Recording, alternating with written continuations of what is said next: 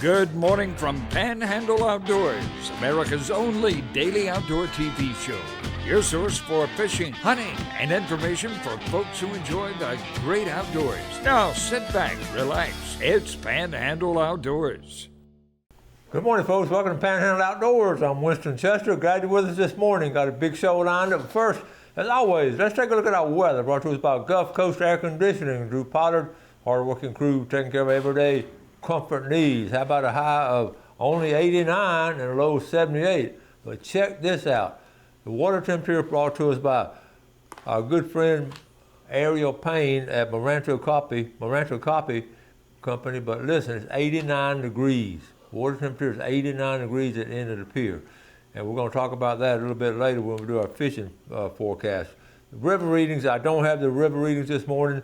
I promise you one thing though, it's flowing down toward the Gulf. Everything is emptying into the Gulf. And I remember with my classes, I would show them a map and how everything just sort of flowed into a big lake or flowed into a big pond.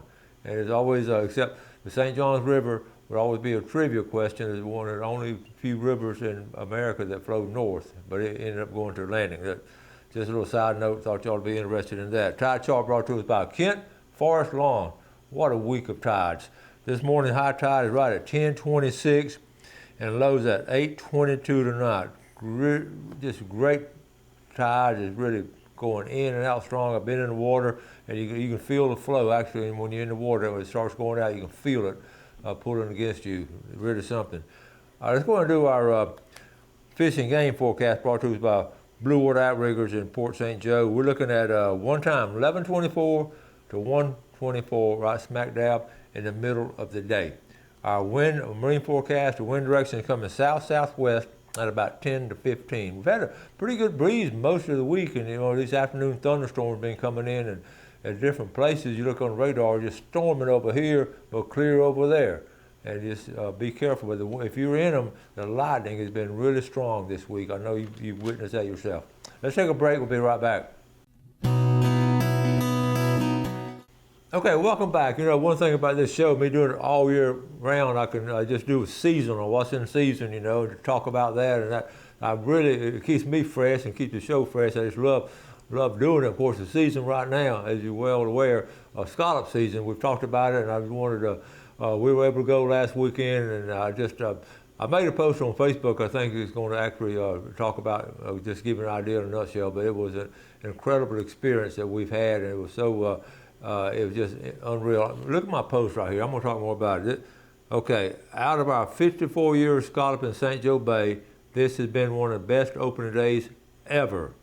Best to be with family and friends on such a beautiful morning. So I'm going to show you these pictures, but it was amazing. I had a lot of comments on it and a lot of other people too. So, okay, so I'll go back. So I'm going to use this segment here to show you. And it was, people ask, why is it so good and all? I'm going to call the Florida Wildlife Research Institute and try to get some information from them. But I want to share with you our family experience. We went Saturday and Sunday. And Saturday both days were special. Saturday was special because Mason had to get back to Ole Miss. He had to move his furniture in. He had all kinds of stuff coming up, so he had to leave the same day. But I promised him that we would go scalloping Saturday morning and try to get enough to eat for lunch, and so he could hit the road. And that's exactly what happened. But boy, did we get enough to eat for lunch, folks! We got our limit in less than an hour. Okay, which is just unheard of. We had 5 people on the boat, and our limit was 10 gallons. So I'm going to just show you. Here we are. We're just going to sort of go through our journey. We stopping here at the. Here we are. Stopping here at the gate. That's 2 Mason buddies. We just had the best times. Here we go. We put in a state park, and we get out there, and look, the boats are there. Okay, Mackenzie. This is fun. This is my little granddaughter, Mackenzie Chester.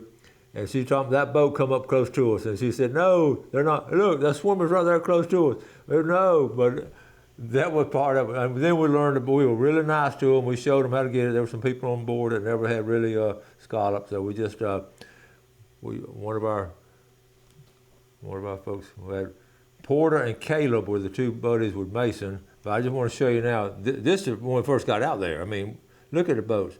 I have never seen that many boats. Okay, there's Porter there. I've never seen that many boats, ever. It was, okay, and then here we are just sort of getting them up, and well, I got one bucket full. We only been up there about 45 minutes, and Mason got another. He just came up bag after bag. He was just loving, and the boys. I just sort of eased back on it, and I was getting them, but I sort of let them sort of get them in as they can. Mackenzie, in fact, we got out of the water. She's a big FSU girl, but she had a gator tag, a gator. Okay, here we go. Okay, so I just want to show you some. I thought about shooting some video. Here we're helping some other people, telling them how to do it, and just it was just one beautiful morning, and there we are. There, it was about full. And in fact, this is the last bag. In fact, I told them, come on. I told them all, come on out. We got our limit, and this was like 10 o'clock in the morning. And now Mason's he's excited because he knows he's going to get back to in time to. There's Caleb and Porter, Mason's buddies from Port St. Joe. And look at the people we left out there. All right, there are the boys there. We took a picture of all the boys. Check out my shirt right there. How about the Kingfish shootout? All right. And that's just us with our flag. We didn't put a top up. We didn't have time for that. And sweet Mackenzie, she was the only girl on board, but man, she carried her weight big time. So we get back to the house, and there's the table that Carl Andrews made. We dumped some of them on the table there to get ready to clean them, and got them right there under the house there. And so we start cleaning them, and that's just an ideal setup that Carl Andrews made for us, and we took advantage of it. Wendy came out to help us clean them. Okay. She went the next day. There we are cleaning them and everything, and we just had it was just so nice. Okay, so then okay, let me see. Jeff, I don't know if I thought I had a picture of us. Okay, I want to show you this picture right here. Okay, and here's it for lunch. This is like 11:30, and we got them all fried up, and I said we got to take one quick picture of us eating everything, and this is at the house here, and. Let me just zoom in on the plate. We had fried scallops. You see the plates right there. Fried scallops, coleslaw, beans, and hush puppies, and tea. And that was it. That was Saturday. Sunday was a repeat with Wendy, Walter, and Whitney going with us, and it was just a wonderful time. And I got tickled because Mason did hit the road. He got back to Ole Miss at Oxford. He got in at midnight, so he made it back. So what a special day, and we were blessed to have that many scallops out there. And I started getting reports. People were texting me and calling me, where'd they go, and it didn't take. I said, just stop where you are and look. And we were, of course, we had our buddies Carl and Bill and Donna and Carl and Darylyn and Greg and Peter Sosstein. All of them were at the campground. And I never did even get up with them. I planned to meet with them, but they were limited out. Just about everybody I knew who had been experienced were limited out in 1 hour. It was just, it was incredible. We were actually diving down, and well, let's take a break. I'm gonna finish sharing this story. Take a break. I'll be right back.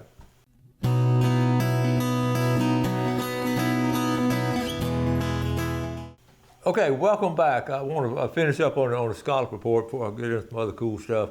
I was saying before the break, I'd be out there and I would dive down and at first I wanted to, but we started finding a place and it would go down and there would be like 7 or 8 down there, and you just get a handful and bring them up. We've never done that before. On occasion that has happened, but almost every time we went down to another spot. And it got real quick, I realized that we had such an overabundance. And so I get this, I guess, guilty feeling. I don't want to get everything, you know. I don't want to shoot all the birds. So I was going down. My first time or two going down, I get a handful, 5 or 6, come up, put them in the bag. So instead of getting 5 or 6, I started getting 2 or 3 and left 2 or 3. And that's how I started doing it, because there were so many. So there were plenty more out there.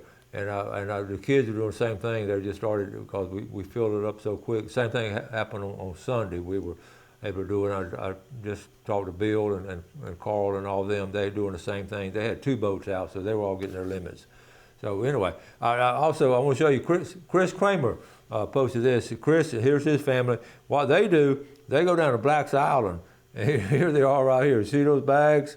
But what was cool, he gigged a flounder. Okay, and here he is with the family, the wife, and look at that's a great picture with Chris. Look at the bags of scallop they're doing. And he's got a good scallop boat right there, and one of the boys there, and then they're staying. They spend the whole weekend at Black's Island, and they call it trout. I text him back. I text Chris back. I said, you got the St. Joe Slam. You got a flounder, you got a trout, and you got scallops. Those three things were St. Joe Bay. So that was good stuff there. All right, now I want to. I did take one picture that just sort of hit me strong, and this is at the end of the day. This is my shower stall that I built under the house when I first built the house.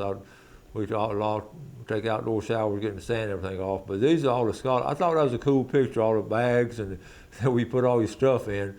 So I'm gonna get one of the kids to make a little painting of that. And I just think that's cool because it's sort of end of the day, you know, if you go hunting or fishing or everything, you sort of put everything up, you hang everything up, and that just I can't get the excitement I still feel over such a special weekend. And we headed back, and it's a special time. It's about a 4 or 5 week period. All right, let's move on to some other cool stuff. I did have let me see. I got some other reports here. Let me see. I got all kinds of stuff. I want to start with this one right here. There was a catfish tournament. That's what I want to cover. The big catfish tournament they had last weekend, M&J Catfish War. It was Saturday night. Ronnie Dixon, first place, won $520. You see all the names there. But look at Alan Shepard, got a big flathead, and then hit a target weight.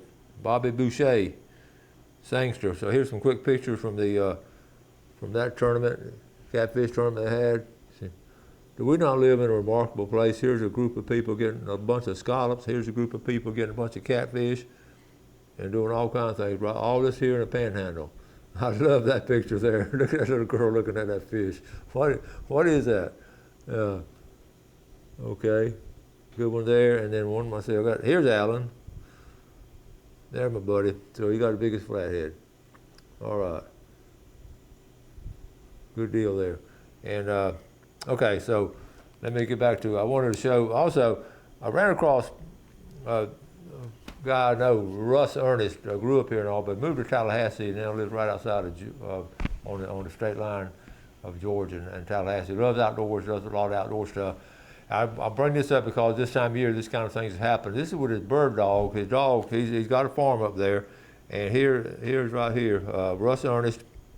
Yesterday afternoon, Ezekiel, that's the dog, got bitten by a water moccasin on the face. Now, we've heard this before, but look at that second sentence, because I had folks on here talking about, he let out a yelp I've never heard. So when you hear a dog yelp out there in the woods or something, you know it's been snake bit. So he put him in a kennel, and about 10 foot behind our swimming pool, the water moccasin was still there. So anyway, so what he did, he shot the water, but he did save the dog. He called his veterinarian, and she met him at her office. It took 20 minutes post-bite to get him there. She administered anti-venom and kept him overnight. He's home now. He's going to be okay.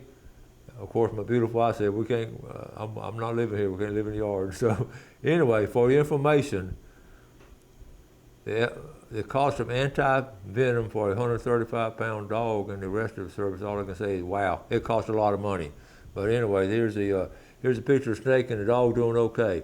I just wanted to throw that in there because, you know, we've had, Dr. Perel was here maybe a year and a half ago talking about, you know, he lost his dog, but the same type of situation. Dogs out there running around and just loving the woods, and you hear that, when he yelps like that, chances are he's been bitten. So check it out really quick, and the key to it is like Russell did, get them to the doctor. Okay, I wanted to show you, I always drawn trees and all. I just thought this was the coolest picture. This is in our area, it's not in the Panhandle, right across the state line in Thomasville. The same oak tree, 125 years apart. And people commented, some people commenting on it, they remember when it was a kid. But anyway, there's a big sign in front of it. It's 335 years old, spreads out 155 feet, and it's a live oak. And there's a couple of these, there are a few of these still left. That amazing though, isn't that amazing? We talked about the cypress trees the early part of the week, how big they were. And talking about how things have changed, the civilization that has come through. This is from my buddy at Howard Creek, Rambo, and this is going down. Oh, thank God, I'm going down the creek. I finally you see what kind, they put a store out there, and they're going up all over the place. So we got that, and let me see, got several more. I did want to show you this. I was, let me see. Oh yeah, right here, before the scallop season, if you remember, I started this a long time ago, about 12 years ago. This is on the road to the right of St. Joe Bay, and people were parking and kids running all over the place, and we put it on the show, and they put up this sign right there that said no parking any time. That's been 2 or 3 years. Well, people are still parking there, so they put a flashing sign up this past weekend, flashing no parking. It had a deputy patrolling because that's a very dangerous area there on the curb, and sure enough, they were able to cut it back. I wanted to share that with you, but we wanted to be, what happened, people there were like 12 or 15 cars, they're waiting out. And when I went by one day and they had a trunk open, and this little kid just ran out that road in front of me, and I was going slow enough because I saw what was happening. They're parked right by the road. But anyway, that should be a problem now. We're going to get ready for our draw. We're going to add a name. How about Tim Weather, Panama City Beach? Tim, appreciate you sending your name in. All right, here we go. Let's get the fried mullet from Gene's Oyster Bar. And folks are really enjoying that. I've heard back from them. All right, and the winner for that is going to be from Bayou George, B.R. Davis. All right, last week Mike Edwards won, and he texted me, he was wondering if his name was still in the pickle jar. All right, and the winner of the $20 gift certificate from Lynn Haven, Jonathan Pike. And the big red snapper is going to be, the winner is going to be from Panama City, Johnny Harris, okay? All right, Michael, that'll be good for y'all. That's a little angel right there, buddy. Let's take a break, we'll be right back.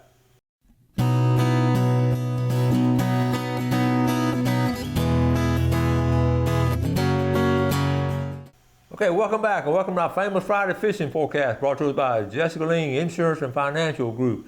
We appreciate their sponsorship. Let's take a look at, first of all, while we're talking about scholars, people say, where do you go? Where do you go? So I'm going to tell you exactly where to go, okay? All right, here we go. Here's St. Joe Bay. So we're going to zoom in. Really, the landmark where everybody sort of notifies where you are is Black's Island, okay, right here. You can see now it's full of houses. Okay, see right here. So here's Black's Island. Okay, I'm going to zoom back out. And also, for years with old timers, the other place was Pressed Nails, which is up here in the top right-hand corner. So, right here in the center. Okay, north and east and south and west of Black's Island. Does that make sense? North and east, and really directly east and southeast and southwest. Now you can zoom out from there. Okay, you see the channels that go in there. So that's exactly where to go. You're going to see the boats now. It's not a big secret, so you can see the boats.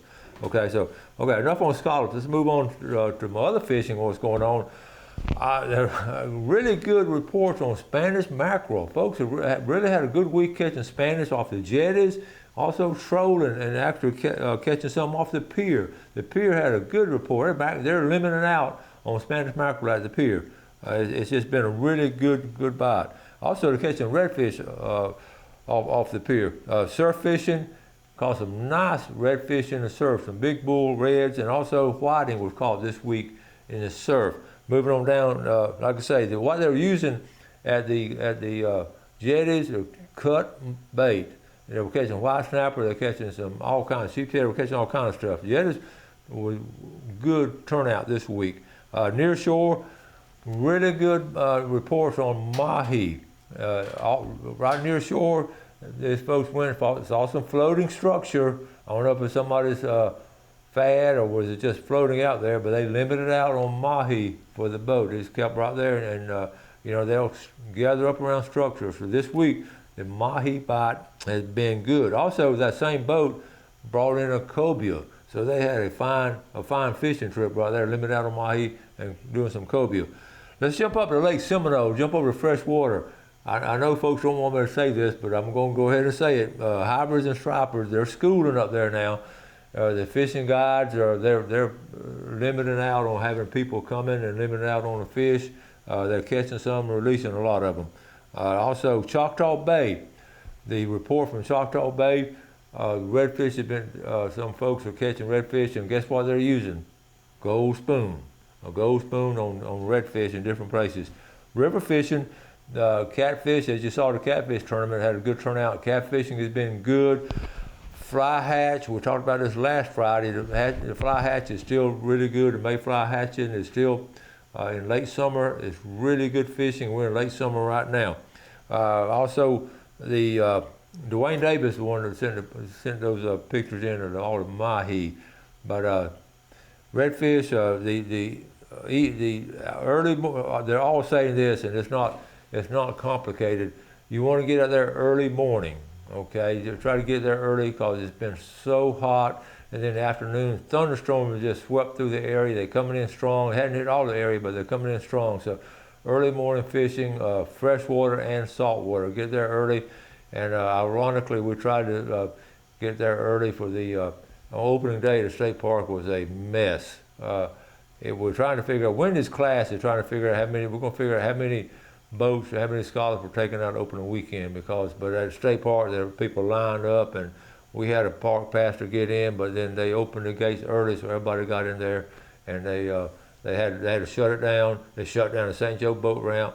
I understood the folks at White City had almost shut. The road was blocked by cars going into White City. A bunch of folks they closed up the Highland Park ramp because it wasn't in the room. Folks were coming from Mexico Beach. I ran into some good friends from Mexico, from here, staying at Mexico Beach, putting into Mexico Beach, coming down. And then I had some friends coming down from Panama City down to Intercoastal. It was amazing. It was like that scene you saw in Jaws when everybody went out on opening morning to get Jaws. Got to wrap it up. Listen, get outdoors. If you can go scalloping, fine. If not, just get out and catch some of those Spanish and stripers up on the lake and all kind of cool things. You have a great weekend. Do something good for someone else. Let's enjoy the outdoors and take care of it. And God bless. Thanks for watching America's only daily outdoor TV show, Panhandle Outdoors with Winston Chester, featuring hunting, fishing, and other activities and information to help you enjoy the great outdoors. Join us next time for Panhandle Outdoors.